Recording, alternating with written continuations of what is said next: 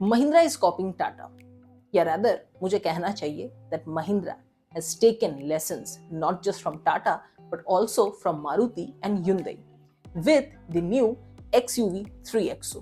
तो चलिए बात करते हैं।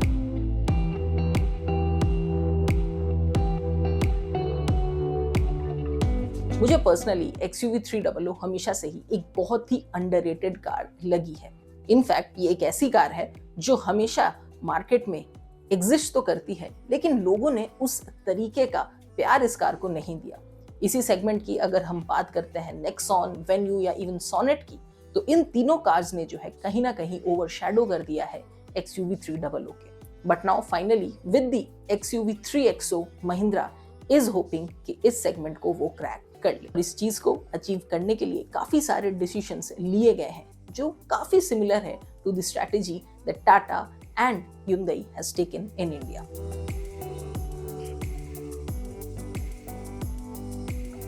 इस कार को हम एक फेसलिफ्ट कहें तो शायद ज्यादा बेहतर होगा।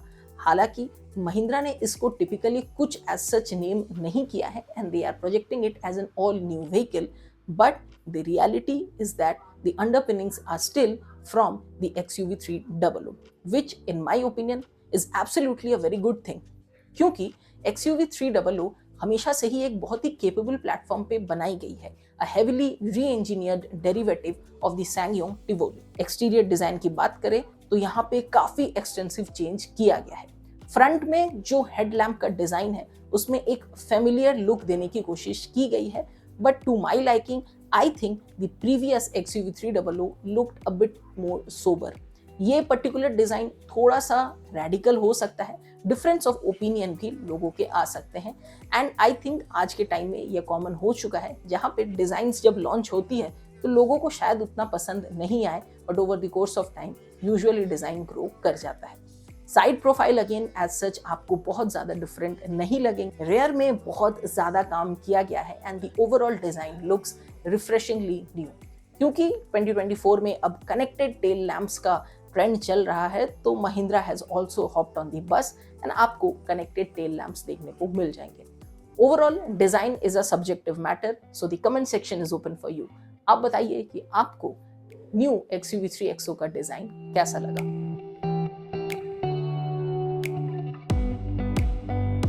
तो पर्सनली तो मुझे XUV 300 का इंटीरियर कभी भी बहुत बुरा नहीं लगा। In fact it has always used very high quality of materials and वो चीज आपको यहाँ पे भी एविडेंट दिख जाए। जो डैशबोर्ड है वो काफी सिमिलर है to the XUV 400 which is the EV version, and यहाँ पे ओवरऑल जो अपग्रेड्स किए गए हैं, चाहे वो नए टच स्क्रीन इंफोटेनमेंट यूनिट की हो या फिर even the new digital instrument cluster, these all add a level of premiumness to the cabin और काफी ज्यादा अप मार्केट व्हीकल को बना देती है।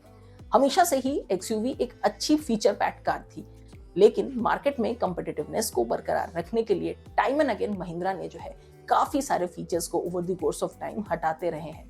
हालांकि अब भी आपको कुछ नए फीचर्स के एडिशन देखने को मिल जाएंगे, like the new infotainment system, most importantly ADAS features, आपको स्टीयरिंग मोड्स, ड्राइव मोड्स जैसी चीजें भी मिल रही हैं। ये कुछ ऐसी चीजें हैं लाइक स्टीयरिंग मोड जो हमेशा से ही XUV 300 में अवेलेबल थी और अब 3XO में भी आपको देखने को मिलता है, एंड दिस इज समथिंग जो और कोई सेगमेंट में नहीं देता है। साथ ही साथ यहाँ पे महिंद्रा ने बहुत क्लेवर खेला है, उन्होंने पैनोरामिक सनरूफ को भी इंट्रोड्यूस किया है जो आपको top of the line variants में मिलेंगे, बट अगर आप MX3 जैसे वेरिएंट्स को लेते हैं तो you get a small sunroof, which again price competitiveness में भी हेल्प करती है। इंडिया में रियर वॉश वाइपर हो या ना हो, डिफॉगर हो ना हो, आपको सनरूफ देना होता है, एंड महिंद्रा ने यहाँ पे वो चीज ऑब्लाइज किया है। तो the consumers, the general consumers, they get a really good value for money pack here with the new XUV 3XO. Again, something which Tata and Hyundai have been doing for a long time.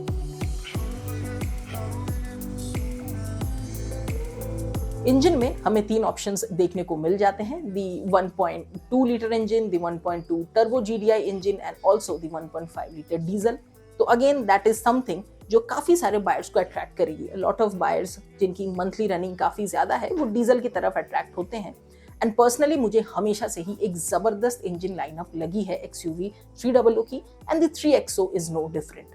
हालांकि यहाँ पे अब आपको एक नया torque converter gear box देखने को मिल जाता है which has been sourced from Aisin, which is again is much better than the old AMT gearbox. Torque converters are a bit more advanced, bit more I would say sophisticated gearbox, और इससे आप भली भांति वाकिफ होंगे। तो overall अगर हम इस पूरे सिनेरियो को समराइज करें, XUV3 XO is definitely a step in the right direction.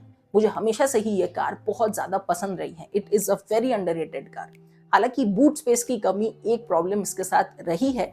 यहाँ पे हालांकि चेंज किया है, महिंद्रा का क्लेम है कि उन्होंने बूट स्पेस को बड़ा किया है, बट इट्स नॉट समथिंग जो आप कह सके कि बहुत ड्रास्टिक चेंजेस है, because overall the platform and the dimensions remains kinds of same. लेकिन आपको स्पेस अच्छा मिल जाता है, फीचर्स अच्छे मिल रहे हैं and supreme ride and drive quality आपको मिल जाती है। एंड नीडलेस टू से ये एक बहुत ही वेल बिल्ट कार है, हमेशा से थी और अब भी आप एक्सपेक्ट कर सकते हैं, not just in global NCAP but Bharat NCAP में भी ये डेफिनेटली अच्छी रेटिंग लेके आ सकती है। Now the main reason why XUV couldn't attract the kind of promising numbers जो वो expect कर रहे थे was somewhere in the pricing. ये डायरेक्टली compete करती है with the Nexon, Venue and Sonnet जैसी कार्स को, लेकिन जब ये लॉन्च की गई थी it was priced way higher, और वही एक डेंट जो है इस कार के साथ लग गया। But now over the course of time Mahindra ने इसको अपडेट करने की कोशिश की, but with the new 3XO which again name wise मुझे ऐसा सच बहुत ज़्यादा कुछ खास तो नहीं लगा, but with the 3XO they have actually nailed on the pricing, especially जब आप pricing versus features को देखते हैं। With that said guys, आज के इस वीडियो में इतना ही। आई होप आपको ये वीडियो पसंद आया।